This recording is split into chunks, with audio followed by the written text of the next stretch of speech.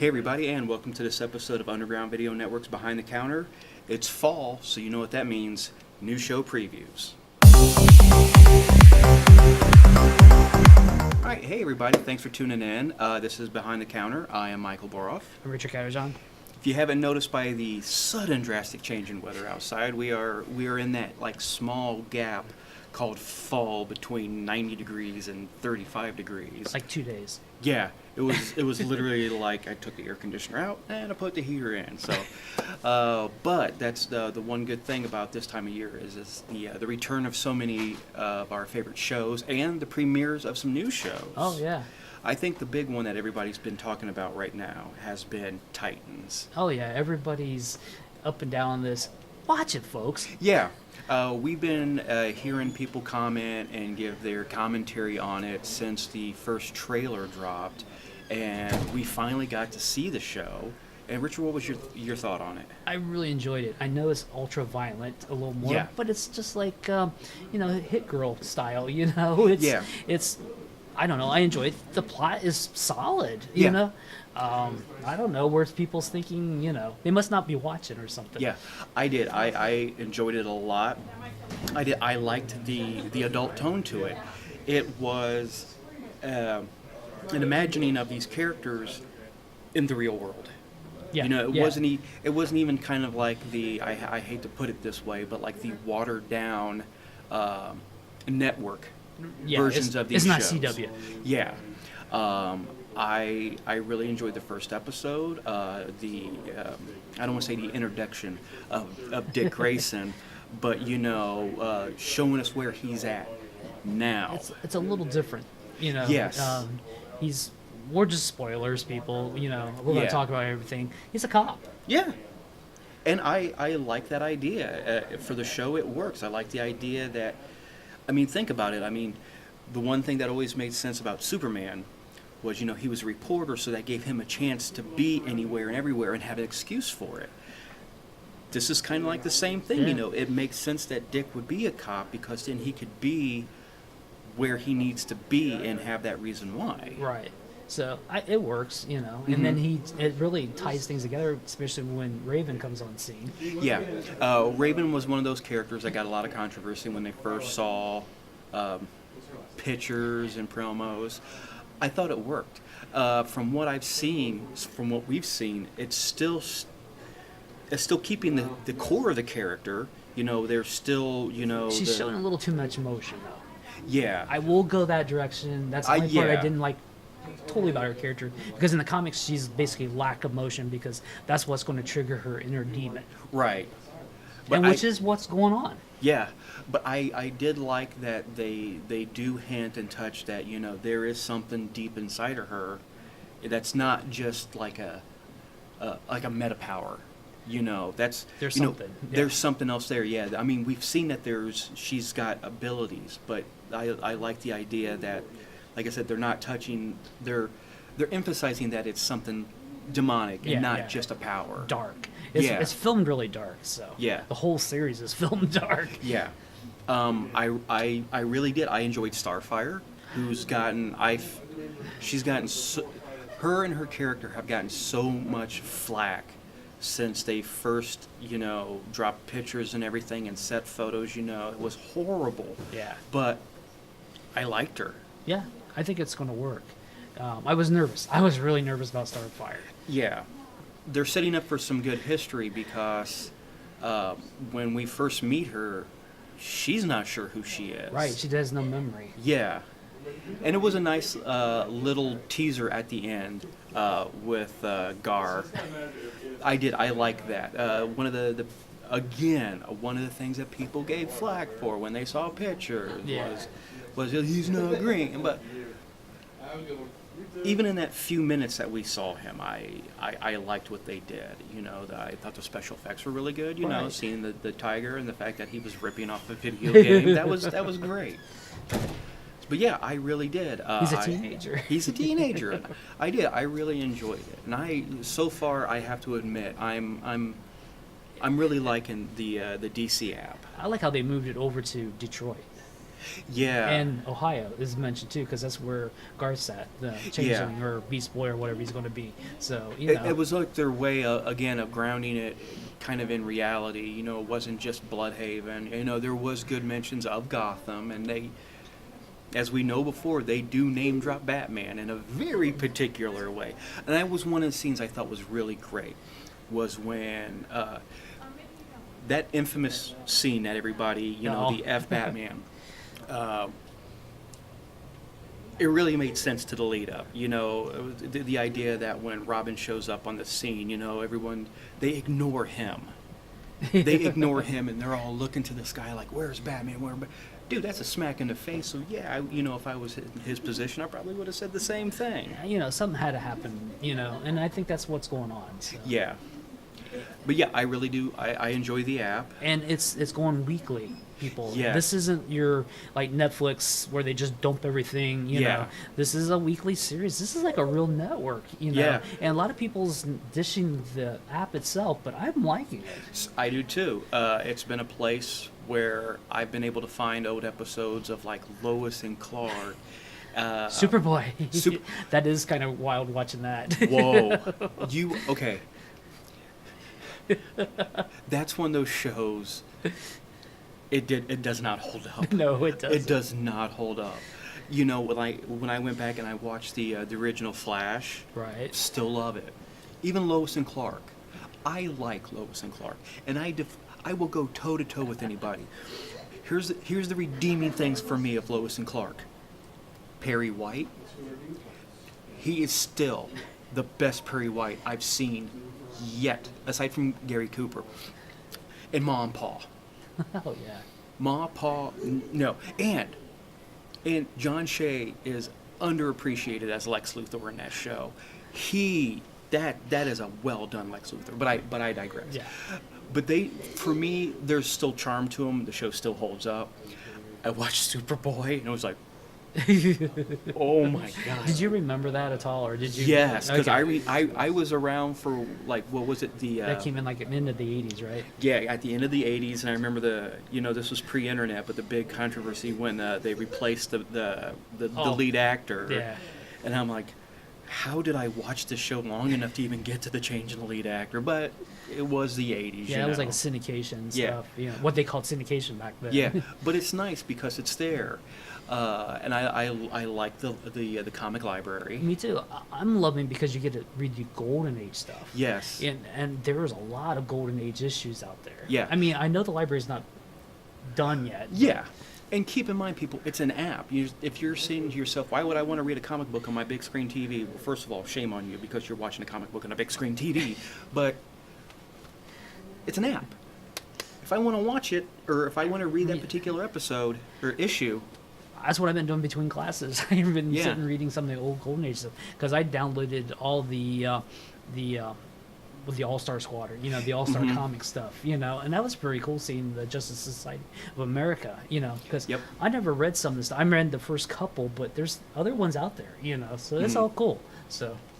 But the DC Universe app isn't the only network right now that's debuting new shows. Fall season, so as of shooting yet, we haven't gotten to see the Legends of Tomorrow yet. Yeah. That one hasn't dropped yet. That's next Monday. Yep.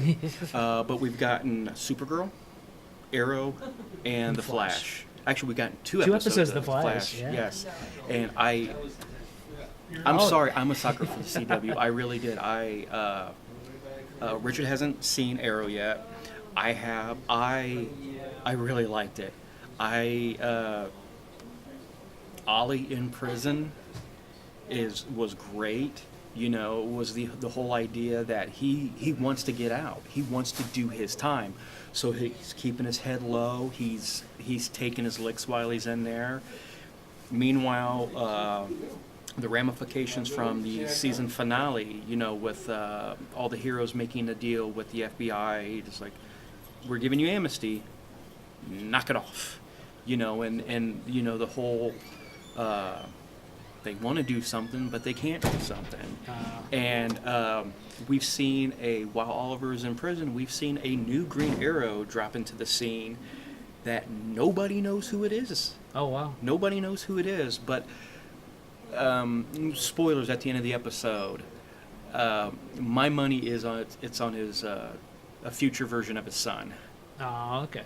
Because we see a character we see a character who goes back to the island, and I wasn't expecting it, but when he finds who he's looking for, it's Roy Harper. Okay. So the big the theory right now is that it's actually his son, that it's Oliver's son. Is this a little timey-wimey because of the I Flash? think so, yeah. Okay. Which, speaking of the Flash and timey-wimey, he's having some timey-wimey stuff going on. yes, we are introduced to Nora. Excess. The Flash's daughter from the future. Right. And I hate to use the words "it makes sense" because it's a CW show, but it makes sense because it's not like the idea of her coming back to spend time with her father isn't just so far out of left field, because they tie back way to the first season with the headline, right, that the Flash disappears in the Crisis. Yeah. And this isn't something new. This is something that we probably have forgotten about, but we did see that headline, way back in season 1, and now we're seeing, the fallout from it. Yeah, because it's 25 years later, and he's still missing. Yep. I mean, she brought her own version of the paper, Yeah. But is there a darker thing going on with her? I think so too. Because is she trying to learn how to time travel so she can mess up things so it doesn't happen? And does this lead to the Crisis? Because that was my only, I would say, complaint with it. Is I understand Barry's wanting to spend time with his daughter, but the problem is Flashpoint. You'd have thought he would have learned his lesson. It's like, oh my God, this is my daughter from the future. She's here in the past. To, probably, you don't have to be a genius to figure out maybe she's trying to avert that crisis. Well, didn't Barry learn what happens when you go back in time to avert a crisis? Well, he never trained her. That's true.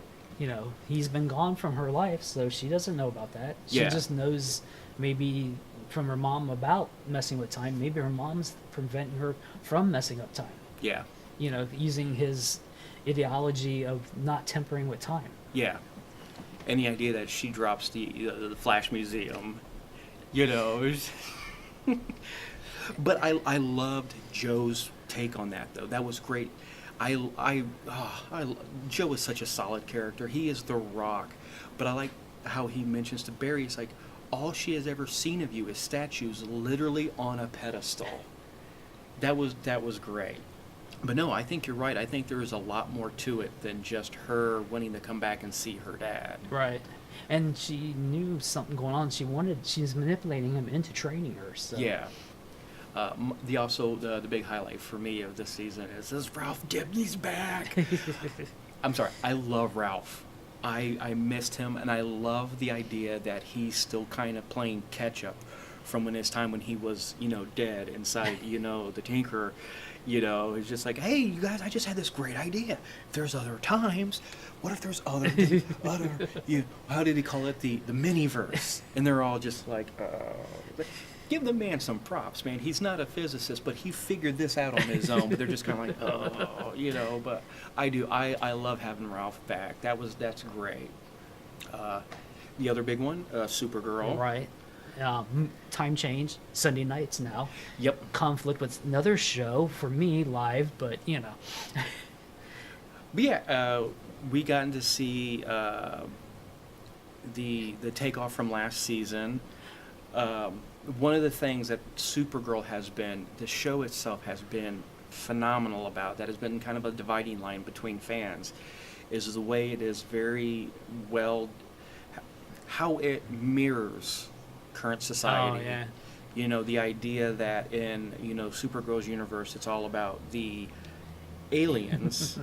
Literally, the literal aliens, trying to find their way into into their society, right.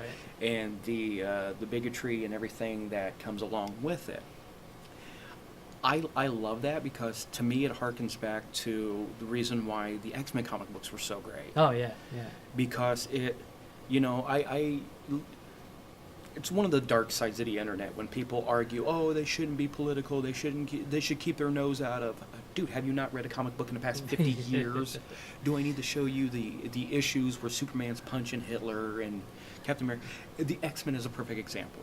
The X-Men was a great mirror of society to reflect. You know, it was mutants, but it was also about minorities again. Right. Yeah. And Supergirl is no exception to it. It's doing the same thing, and it's doing it very well. I really like the. Well, I like when John told her that, you know, you look like a human. Yeah. You know, it's flat slapped her in the face. It's like, oh. Yeah, you don't have to hide anything, you know. And it was very neat to see the way that the alien culture is folding itself into normal society. Oh yeah. You know, like when they showed the scientists with the claws, you know, because even there, that was some great, that was alluded to a great argument between John and Kara, where John sees it as a hate crime, Right. which from his point of view, you could see that, but Kara also says, no, this was just a breaking and entering. They broke off the things To be able to get into the. so it was very well done where you could actually see both points of view. Because, you know, they stole the EMP because they wanted that and stuff like that because they were going to try to assassinate the president. Spoilers, people, but, you know, Yeah. the president's an alien. See, that's what I'm wondering is if I really liked the way that they did that too. Was it actually because it was what Mercy had said about, you know, the fuse is lit? Right. Was it an actual assassination attempt, or was it just a way to on national TV show that she was an alien? It was kind of probably both, you know. Yeah. But still, it worked. Yeah. And it's going to be some pretty cool stories coming up, so. Mm-hmm. But DC isn't the only ones that's got shows out right now. Some of the big news around the campfire is what's happening at Netflix. Now, as of today, right now when we're filming, Daredevil season 3 just came out last night. So I haven't got a chance to All watch episodes. it yet. Oh, yes, that's right. All episodes came out last night. Richard got a chance to watch the first episode. I haven't got a chance to watch any of it yet. Richard, first episode, what did you think? First episode was really, you know, he just had a building dropped on him, you know. Yeah. And he got flushed out through the sewer system, and luckily the nuns at his church found him, and they're healing him in the basement. So spoilers here, you know, he's human. Yeah. And his powers are all messed up, so that's where it starts. And that's as far as I got, because that's all you really see. You get to see a little bit with the Kingpin, but other than that, storyline looks great, you know. I mean, I don't know. But like I said, a lot of things are going on behind the scenes here. Yeah. The big meme going around right now about Daredevil season 3 dropping last night was you better watch it before it gets canceled too. Because just in the last couple days, just in the last week, it was announced that Iron Fist was getting canceled. Right. Which I'm not heartbroken. I'm sorry. Right. I didn't like. I still haven't brought myself to watch the second season because I just. It was weak. It was weak. It was weak. I mean, how many times can you watch a guy go on and on and on about being the Iron Fist and then get his ass kicked, and somebody else saves him? But the one that surprised me was, I think it was just last night or the night before, that was that Luke Cage was canceled. Now, I use the air quotes because Richard has a better way of explaining really what's going on. They lost the properties. You know, Disney has pulled Marvel properties from Netflix. Yeah. I mean, they didn't, or shouldn't say they pulled them, they just didn't renew their contracts. Right. You know, they had all these behind-the-scene production stuff, and they just didn't renew it. And they've only had contracts for these, like, seasons that you're seeing. So it's, you know, and Disney's going off on into their own world. So, you know, and they bought other properties and stuff. So look for it somewhere else. I can't say maybe Hulu, somewhere else. You know, Disney's got their feet in other properties they just don't have with Netflix. Yeah. So it's kind of like you can't fire me, I quit, you know. You know, I think it's marketing damage control. Yeah. You know. I think what we're seeing and you've been predicting it for a long time, and we are really at the foothold of the new app generation. Right. Those are I'm going with networks. Because they're even calling them network. The app network generation. Like you said, it's all there. And I don't know. I've always wanted this to happen, and it's happening. So yeah, it's exactly. It was like the idea. I remember saying this years ago. It's like, I wish I could just pay for the stations that I want. Everybody complained. Now they're complaining they can't get them all in one location. Yeah. They can't get them on Netflix. Ooh, Yeah. Netflix wasn't supposed to be. It was just a test market for the launch, Yeah. And for me, it's no different. I'm sure there are other platforms people use. I personally use the Roku. It's no advertisement. But going from one app to the other is as simple as changing stations. Yeah. That's it. So I think there's other ways. You got the Fire Stick from Amazon, and I don't know. There's other ones out there. And it's easy to watch it on your TV, but you have to pay for it. People, it's not free. Why it's not free is because there's no ads. Yeah. CW has ads. It's free. Mm-hmm. Yeah, free. You have to watch an ad, which is no big deal. To some people it is. Well, there's whiners out there that can't stand ads. Yeah. So that's them. So that's it. If you out there, thank you for watching. If you have any suggestions or comments about some of the stuff that we talked about, maybe you like a show that we're not watching, or maybe there's an app that we haven't talked about that you're interested in, just drop us a line at our network, which is Richard. UndergroundVideoNetwork.com is the main website. Find us on all the social media platforms under Underground Video Network, and we are on Instagram now. So thanks for watching.